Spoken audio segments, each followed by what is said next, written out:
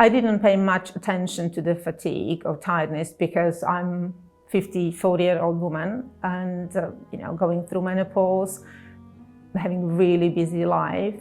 I wasn't surprised at all that I feel tired at the end of the day.